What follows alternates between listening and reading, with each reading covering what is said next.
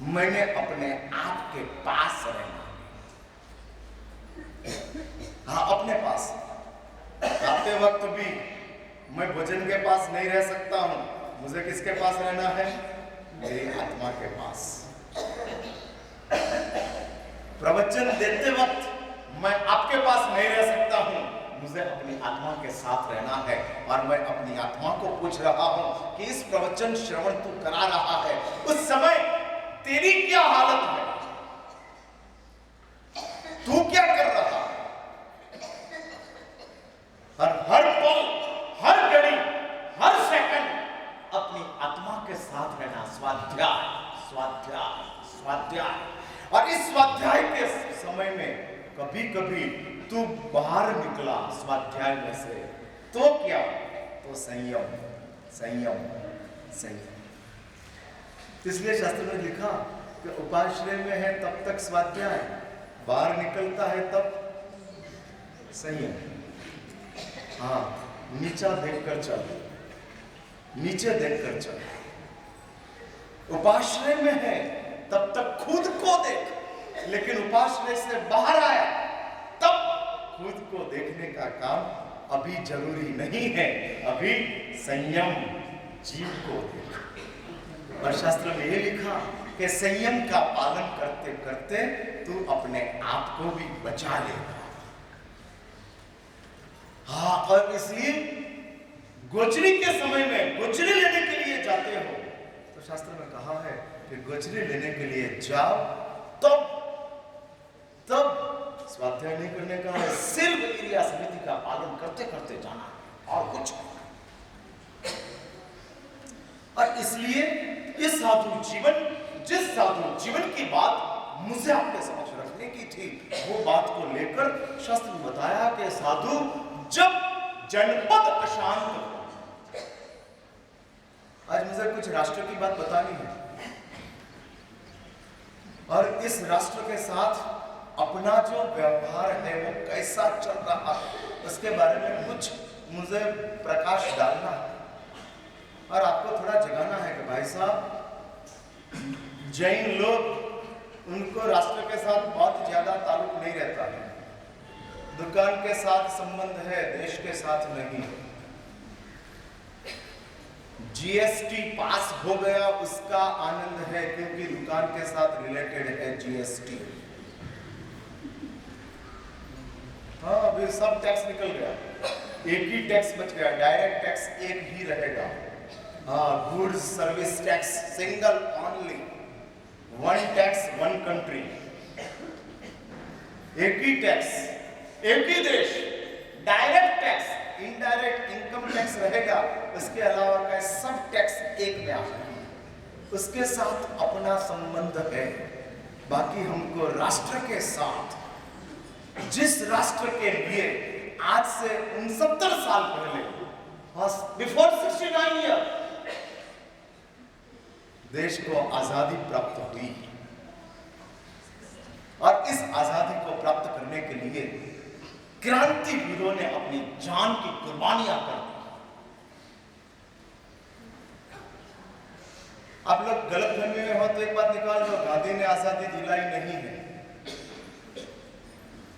आजादी तो क्रांतिवीरों ने दिलाई है। भगत सिंह ने दिलाई है, चंद्रशेखर आजाद ने दिलाई है, सावरकर ने दिलाई है। गांधी तो पीछे से आकर जश लेकर निकल गए। गांधी की क्या औकात थी आजादी लेने की? प्रामाणिकता के बारे में, निष्ठा के बारे में मैं गांधी का प्रशंसक हूं, लेकिन राजनीति के बारे में गांधी सफल नहीं हुए। और मैं कहता हूं कि गांधी को यश मिल गया, हकीकत में प्रयास तो उनके पूर्व के जो इस क्रांतिवीरों ने किया है। 21 साल की उम्र में भगत सिंह खत्म हो जाते हैं, फांसी के फंदे के ऊपर चढ़ जाता है। At the age of 21 only. अरे भगत सिंह 18 साल की उम्र में क्रांति दल में जुड़ता है। भगत सिंह 16 साल की उम्र से राष्ट्र के साथ जोड़ने का अंदर से ख्वाहिश रखता था, सपना देखता था और माँ बाप को पता लग गया भगत सिंह अभी अपने घर में नहीं रहेगा और इसलिए माँ बाप ने क्या किया पता है, भगत सिंह का एंगेजमेंट करवाया। और इस भगत सिंह का एंगेजमेंट हुआ जिस दिन, उस रात को भगत सिंह को नींद नहीं आई। हाँ, एंगेजमेंट की रात को आपको भी नींद नहीं आई होगी, उनको भी नहीं आई, लेकिन मकसद अलग था। हाँ, अलग मकसद था। पूरी रात भगत सिंह सो नहीं सका, उलझन में था, क्या करूं, माँ बाप की बात मान लूं और शादी कर लूं, तो माँ बाप की बात को छोड़कर देश के लिए पहुंचूं। और पूरी रात असल में रहते रहते रहते सुबह 3:30 बजे भगत सिंह को लाइट हुई। अरे भगत सिंह, अंदर से आवाज आई, अंदर की आवाज आ रही, भगत सिंह शादी तो सब करते हैं लेकिन देश को आजाद कौन करेगा? तेरा काम शादी करके घर बसाने का नहीं है, तेरा काम बलिदान देके देश को जगाने का है। अंदर की आवाज है और इस अंदर की आवाज को सुनकर भगत सिंह खत लिखने के लिए बैठता है अपने माँ बाप को। पूज्य पिताजी, पूज्य माताजी, इनटू इन्वर्टेड कॉमा में मैं भगत सिंह का खत आपके समक्ष बोल रहा हूं। हाँ, इनटू इन्वर्टेड कॉमा में, नौकर के जैसा बाय हार्ट मुझे भगत सिंह का खत बाय हार्ट हो गया। एक लड़का 19 साल की उम्र का यह देश के लिए जा सकता है और इस देश को बचाने के लिए, इस देश को आजाद करने के लिए एक बात लिखकर रखो, आपके मंदिर तब तक सलामत है जब तक इस देश सलामत है। जिस दिन इस देश कोई गुलामी में चला जाएगा। हाँ, मेरे गुरुदेव एक बात बार बार प्रवचन में कहते थे, लाल किला के ऊपर जिस दिन हरा झंडा लहराएगा उस दिन अपने मंदिर के ऊपर का, मंदिर का जिन शासन का ध्वज भी उतर जाएगा। मंदिर के ऊपर लाल और सफेद ध्वज फरक रहा है और फहरा रहा है, उसके पीछे लाल किले के ऊपर अभी हरा झंडा नहीं आया। हाँ, हरा झंडा नहीं है और आज भी इस देश अभी भी कुछ स्वतंत्रता के साथ जी रहा है। उसका नींव किसने डाली है? क्रांतिवीरों ने डाली। और मेरे हिसाब से तो मैं ये कहूंगा, साधु और सैनिक उसमें ज्यादा डिफरेंस नहीं है। खुद के लिए जो संसार छोड़ता है वो साधु है और देश के लिए जो परिवार छोड़ता है वो सैनिक है। हाँ, देश के लिए परित्याग किया। क्या मिलने वाला है? आप चेन्नई में शांति से सो सको इसलिए कश्मीर की सरहद के ऊपर अपने जवान जगते हैं। चेन्नई वाले सुनते हैं अश्विन भाई? हाँ, मेन स्ट्रीट में आपकी सलामती के लिए कश्मीर की सरहद के ऊपर अपने सैनिक लोग जगते हैं। हम उसके कोई काका मामा नहीं लगते हैं, फिर भी वो अपने लिए जग रहे।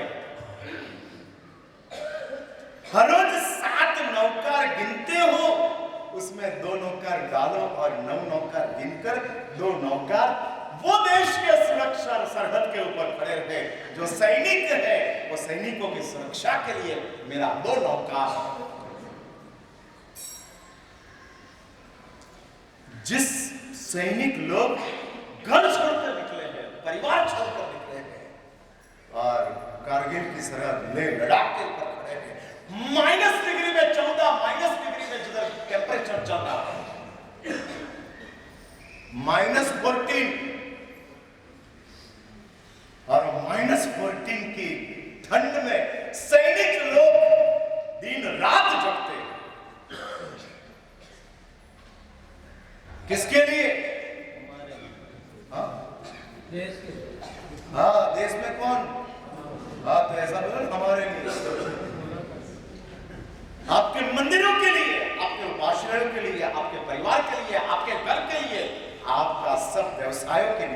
इस देश का सैनिक आज भी सरहद के ऊपर कोई यश की अपेक्षा के बिना, कोई कामना के बिना, कोई प्रसिद्धि की भावना के बिना, ये देश का एक सैनिक अपने आप को कुर्बान करने के लिए बैठ गया है। और उसके लिए हम कभी का कुछ सोचे? मेरे गुरुदेव ने सूरत में जब कारगिल का युद्ध हुआ था, अटल बिहारी वाजपेयी जब शासन में थे, तब मेरे गुरुदेव ने सूरत में कारगिल के युद्ध में जितने सैनिक शहीद हो गए, उनके परिवार को कुछ मदद करने के लिए सूरत के जैन संघों में फंड एकत्रित किया था। सैनिक सहाय फंड। अरे उनके भी बेटे हैं, उनके भी, लेकिन मेरा सब गवर्नमेंट करेगी, आप क्या करोगे? और इस देश की सुरक्षा के लिए मैं बात भगत सिंह की बोल रहा था, और ये भगत सिंह ने अपने माँ बाप को पत्र लिखा है, और इस पत्र में भगत सिंह लिखता है, पूज्य पिताजी, पूज्य माताजी, आपने आज मेरा एंगेजमेंट करवाया ताकि मैं देश की सुरक्षा के लिए क्रांति दल में नहीं जाऊं, इसलिए आपने मुझे आज कोई लड़की का हाथ पकड़ने का प्रॉमिस करवाया, लेकिन